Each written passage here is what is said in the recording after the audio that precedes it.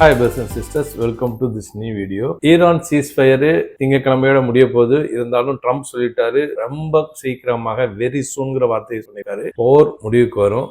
இதோடைய அறிகுறியாக ஆயில் வந்து கிட்டத்தட்ட 5% இறங்கி 88 கீழே போயிடுச்சு. 114 வரை வந்தது. யுஎஸ் ஆயில் 88 போயிருக்கு. நம்பர் 1.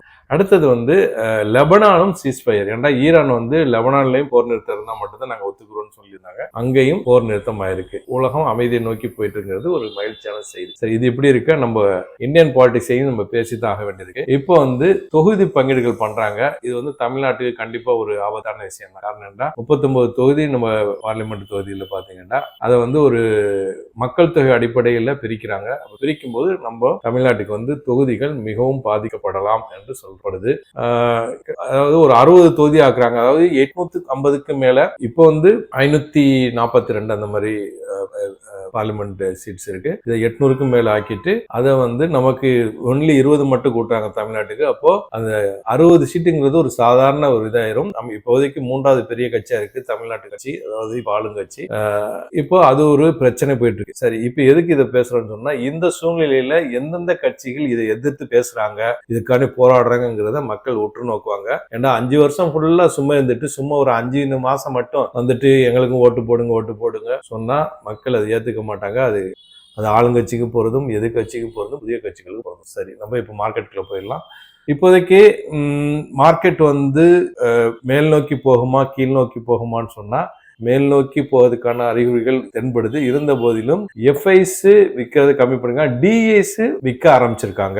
இன்னைக்கு என்னங்கிறது பார்ப்போம். சரி, அதுக்கு முன்னாடி தமிழ் ஸ்கிரிப்ட்ல நேத்து வந்து ஏஐ இமேஜ்னால ஒரு வார்த்தை இது பண்ணிருக்கு. ஒரு பிரதர் கூட தமிழ்ல வந்து இந்த வார்த்தை கொலை பண்ணாதீங்க அப்படின்னு போட்டிருந்தாரு. சாரி, அதை நான் கவனிக்கல. நேத்தே வீடியோ வந்து வேகமா போட்டிருந்தா முடிஞ்ச அளவுக்கு நான் தமிழை வந்து கரெக்டா பண்றதுக்கு பார்ப்பேன், மன்னிக்கவும். ரெண்டாவது வந்து இந்த ஏஐ பிக் வச்சு இந்த தம்ப்நெயில் வைக்கிறேன், அதெல்லாம் நல்லா இருக்குதா அப்படின்னு சொல்லிட்டு கமெண்ட் பண்ணுங்க. அப்புறம் ஜெரோதா பத்தி ஒரு பிரதர் வந்து கேட்டிருந்தாரு. ஜெரோதா வந்து ஃபோர்ட் நைட்டுக்கு அவங்க ரூல்ஸ் அண்ட் புதிய இதுகள் மாத்திட்டு இருப்பாங்க. அதாவது ஒரு 5 நாளுக்கு ஒருக்கா. ஸோ நீங்க புரோக்கர் கிட்ட நீங்க கேட்டாதான் அது விஷயங்கள் தெரியும். ஏன்னா ட்ரிகர் ஆகுறது, ஜிடிடி ஆர்டரு, இதெல்லாம் வந்து மாத்திக்கிட்டே இருக்காங்க. சரியா? ஓகே. இன்வெஸ்டர்ஸ் இப்போதைக்கு ஹாப்பியா இருப்பாங்க. ஏன்னு சொன்னா இப்ப என்னுடைய போர்ட்ஃபோலியோ எல்லாம் நல்ல கிரீன்ல போயிட்டு இருக்கு. மார்க்கெட் மேல ஏற ஏன்னா கீழே பிடிச்சிருந்தாங்கன்னா கீழே ஏற்கனவே ஒரு ஸ்ட்ராங் சப்போர்ட் சொல்லியிருந்தோம். சரி, I am not SEBI registered person, all education purpose only. இப்போதைக்கு மார்க்கெட் மேல போயிட்டுனா இன்வெஸ்டர்ஸ் ஹாப்பியா இருப்பாங்க. ரைட்டா? சரி, அடுத்தது வந்து மார்க்கெட்டுக்குள்ள போயிடலாம். காலையிலேயே கிஃப்ட் நிஃப்டி ஃபிளாட்டா ட்ரேட் ஆனதுனால மார்க்கெட் ஃபிளாட்னு சொல்லி டெலிகிராம்ல அப்டேட் பண்ணியிருந்தேன். டெலிகிராம்ல ஜாயின் பண்ணதாங்க. லிங்கை பயன்படுத்தி ஜாயின் பண்ணிங்க. ஃபேக்கெட்டில் ஜாயின் பண்ணி ஏமாந்துட வேண்டாம். எனக்கு ஆதரவளிக்கான இருக்கும் நன்றி. மறக்காமல் லைக் பண்ணுங்க, அது ஒரு மோட்டிவேஷனாக இருக்கும். வாங்க மார்க்கெட்டில் போயிடலாம். இதை பெருசு பண்ணிடுறேன், 5 மினிட்ஸ்க்கு மாத்திடுறேன். இதுதான் இன்னைக்கு நடந்தது. நேற்று கீழே அப்படியே வந்தது, இன்னைக்கு மேல அப்படியே போனது. அதாவது நேற்றைய க்ளோஸ், எஸ்டர்டே க்ளோஸ் வந்து 24,196 HDFC வந்துருச்சா? எஸ். அடுத்தது என்ன ஓடிட்டு இருக்கு? ஓ, கீபோர்ட்ல கை வந்துருச்சு, வேற ஒன்றும் இல்லை. ஓகே தான். நேற்றைய க்ளோஸ் வந்து 24,196. இன்றைய ஓப்பன் 24,125, 30 பாயிண்ட்ஸ் டவுன்ல தான் ஓப்பன் ஆச்சு. 9.15க்கு ஒரு லோவை கிரியேட் பண்ணிச்சு. பெருசு பண்ணிடலாம். எஸ், இந்த இடம் தான். 9.15க்கு ஒரு லோவை கிரியேட் பண்ணிச்சு. அதிலிருந்து ஒரே 45 டிகிரில மேல ஏறிச்சு. நேத்து 45 டிகிரில கீழே இறங்குச்சு, இன்னைக்கு 45 டிகிரில மேல போச்சு. 270 பாயிண்ட்ஸ் அப். 24,366ல இன்னைக்கு க்ளோஸ். டே கேண்டில் மாத்திடுறேன். 3 நாளா இதே இடத்துல நின்றுட்டு இருக்கு. நம்ம டெக்னிக்கல் அனாலிசிஸ் பண்ணும்போது பார்ப்போம். கடைசியா open 24,165, high 24,371, low 24,96, close 24,353. 250 points candle போட்டிருக்கு. பிளஸ் 156 பாயிண்ட்ஸ், 0.565% அப்ப இருக்கு. நீங்க கிரீன் கேண்டில் 40, ரெட் கேண்டில் 11. இன்னைக்கு top gainer Hindustan Unilever Limited 4.25% up, national India 2.25% up, JSW steel 2% up, Apollo hospital 2% up. Top loser Wipro 2.25% down, HDFC life 2.25% down, Sun Pharma 1% town.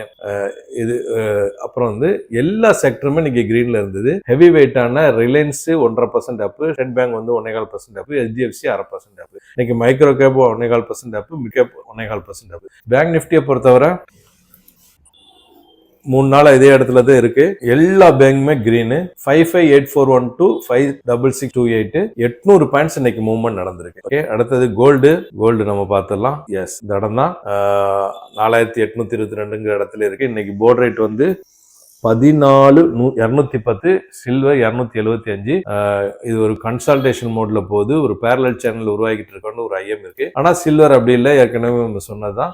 Silver வந்து ஒரு lower low formation நடந்துட்டு இருக்கு. இப்ப 80 பக்கமா ட்ரேட் ஆயிட்டு இருக்கு. இதோடைய லைஃப் டைம் ஹை 121, 60 வரைக்கும் கீழே 50% இறங்குறத மைண்ட்ல வச்சுட்டே இருக்கணும். ஏண்டா இது வந்து ரொம்ப ஒரு வாலட்டில் அதிகமான ஒரு காமோடிட்டி. யுஎஸ் ஆயில் ஏற்கனவே சொன்ன மாதிரி இப்போ 87.56, இன்னொரு 0.5% இறங்கிடுச்சு. சீஸ்ஃபயர் ஸ்ட்ராங்காக ஆயில் இறங்கிட்டே இருக்கு. இந்த நேரத்தில் ஒரு முக்கியமான விஷயத்தை நம்ம பார்க்கணும். ஆயிலும் இறங்கிட்டு இருக்கு, கோல்டும் ஏற மாட்டுது. எதுல இன்வெஸ்ட்மெண்ட் பண்ணுவாங்க, எதுல மாத்திட்டே இருப்பாங்கிறத நம்ம பார்க்கணும். ஆயில் ஏற மாட்டுது, இறங்கிட்டே இருக்கு. கோல்டு ஏற மாட்டுது. இப்போ மூணாவது ஆப்ஷனாக மார்க்கெட்ஸ் தான். எந்த மார்க்கெட் ஒரு மாடரேட்டா இருக்கு இல்ல சீப்பா இருக்கோ அதுலதான் இன்வெஸ்ட் பண்ணுவாங்க. இந்தியன் மார்க்கெட் ஒரு மாடரேட்டா இருக்கு. நம்ம அதாவது வேல்யூஸ் வந்து இல்ல அப்படின்னு எஃப்ஐஸ் சொல்ற போதிலும் ஓரளவு மாடரேட்டா இருக்கு. ஸோ நம்ம மார்க்கெட்டுக்கு சான்சஸ் இருக்கு மேல போறதுக்கு அப்படிங்கிறது நம்ம புரிஞ்சுக்கணும். சரியா?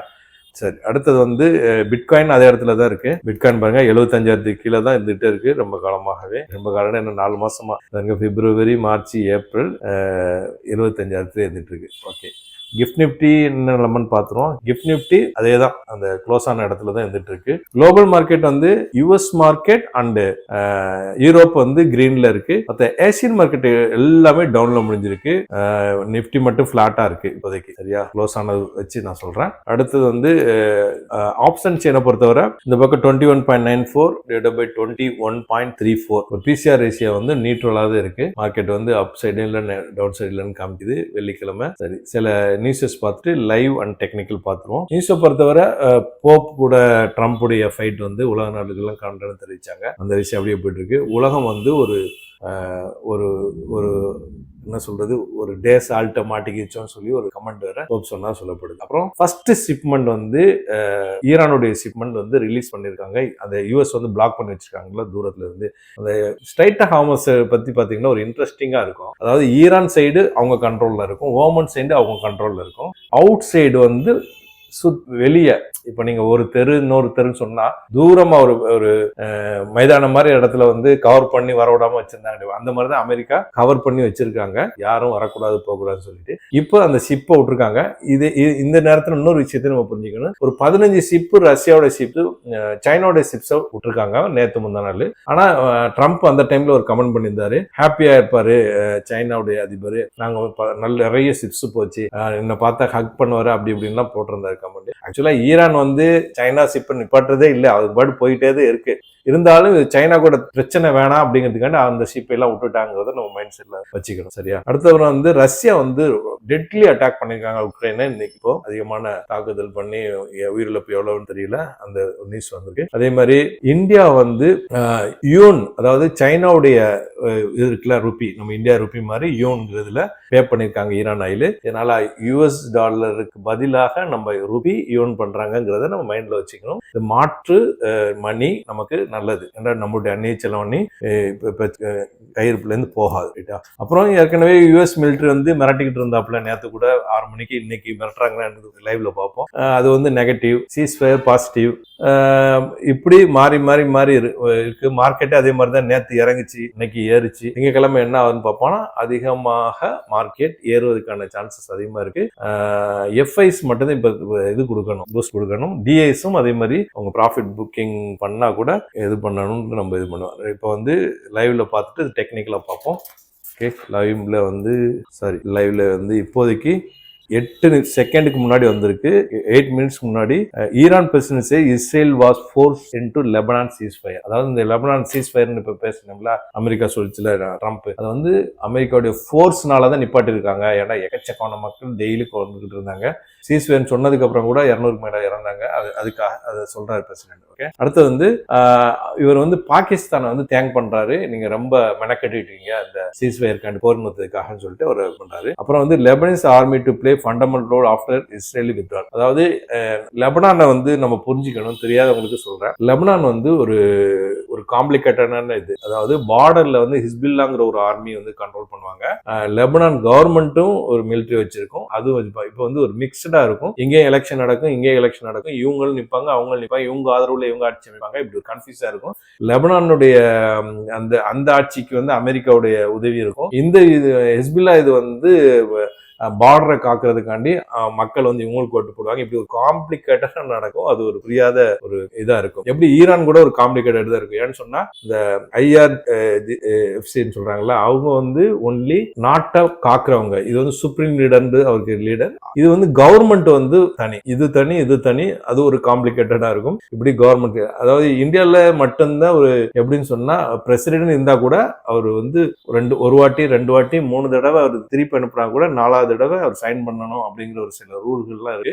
தள்ளி வைக்கலாம், வெயிட் பண்ணலாம் அப்படிங்கிறதுலாம் இருக்கு. அதே மாதிரி ஒவ்வொரு கண்ட்ரில ஒரு ரூல் இருக்கு. இதை நம்ம புரிஞ்சுக்கணும். சரியா? இப்போ வந்து இந்தியாவையும் ஸ்ட்ரெய்ட் ஆஃப் ஹார்மஸ் அந்த பிரச்சனைக்கு கூப்பிட்டதாக இது வந்திருக்கு. அப்புறம் Israel army hold position Lebanon is cleared and captured சொல்லியிருக்காங்க. இந்த பாருங்க, இதுதான் வார். இந்த பதில் ஏதாவது மிஞ்சி இருக்குமா அப்படின்னு பாக்குறாங்க. அப்புறம் சிரியா பிரசிடென்ட்ஸே may consider long term talks with Israel and Golan. சிரியாவையும் ரொம்ப பாதிப்பு உள்ளாச்சு போறனால அப்படின்னு சொல்றாரு. நான் வந்து இஸ்ரேல் கூட பேச்சுவார்த்தை நடத்துன்னு பிரசிடென்ட் சொல்றாரு. ஓகே, அடுத்து வந்து வேற ஏதாவது லைவ்ல முக்கியமான நியூஸ் இருக்கா? ட்ரம்ப் ஏதாவது சொல்றாராங்கிறத பார்த்துக்கலாம். அதே மாதிரி ஃபாரின் மினிஸ்டர்ஸ் வந்து துருக்கி, பாகிஸ்தான், சவுதி அரேபியா, ஈஜிப்ட் இவங்க எல்லாமே ஈரான் விஷயமாக அன்டாலியாங்கிற இடத்துல மீட் பண்றாங்க. சரியா? இதுதான் இப்போதைக்கு ஒரு எல்லாம் பாசிட்டிவா இருக்கு. இப்போதைக்கு டெக்னிக்கலா பார்த்துருவோம். ஓகே, இப்போ நிஃப்டி 50 இது சார்ட்டை போட்டேன். ஏற்கனவே நம்ம இது பேசினதான். இதை வந்து ஸ்ட்ராங்கான சப்போர்ட் ஏரியால தான் இப்போ இருக்கு. அந்த இடத்துல தான் 3 நாளாவே ட்ரேட் ஆயிட்டு இருக்கு. இது உடைச்சிட்டு மேலே போகணும், இல்லாட்டி கீழே தள்ளப்படலாம். இது முக்கியமான நியூஸ்களுக்காண்டி மார்க்கெட் வெயிட் பண்ணுது. இப்போதைக்கு அதிகமான சான்சஸ் வந்து மேலே போறதுக்கு தான். ஏன்னா சீஸ்ஃபயர், ஆயிலும் இறங்கிட்டு இருக்கு, கோல்டும் ஏற மாட்டுது. ரைட்டா? அதே மாதிரி FIs விற்க மாட்டாங்க. FI ஆக்டிவிட்டி வந்துருச்சான்னு பார்த்துடலாம். ஸோ மார்க்கெட் அதுக்கான அதிகமான சான்சஸ் இருக்கு. வரும் நாட்கள் தான் நமக்கு தெரிய வரும். எந்த ஒரு இதுவும் இல்லாம இருக்கணும். மறுபடியும் ஏதாவது போர் பதட்டங்கள் எதுவும் வந்துடக்கூடாது. சூழ்நிலை இப்போதைக்கு நல்லா இருக்கு. எஸ் வந்துருச்சு. 830 கோடி FI வாங்கியிருக்காங்க. DAs ப்ராஃபிட் புக்கிங் பண்ணிட்டாங்க. இங்கதான் சிக்கல் போகுது. 4505 கோடிக்கு வித்திருக்காங்க. இப்ப DAs வந்து விற்கிற சைடு மாறி இருக்காங்க. ஏன்னா அவங்களும் ப்ராஃபிட் எடுத்து கொடுக்கணும்ல மக்களுக்கு ப்ராஃபிட். இருந்தாலும் இவங்களும் வாங்க ஆரம்பிச்சிட்டாங்கன்னா நமக்கு ஒரு சாதகமா முடியும். பார்க்கலாம். வெள்ளிக்கிழமை இந்த குழப்பங்கள் எல்லாரும் முடிவுக்கு வந்துடும் கண்டிப்பா. அப்போ மார்க்கெட் மேல போகும் நம்புவோம். இந்த வீடியோ பயனுள்ளதா நம்புறேன். மற்றவங்களுக்கு ஷேர் பண்ணுங்க. புதுசா பண்ண சப்ஸ்கிரைப் பண்ணி பெல் ஐகானை கிளிக் பண்ணிக்கங்க. தேங்க்ஸ் ஃபார் வாட்சிங்.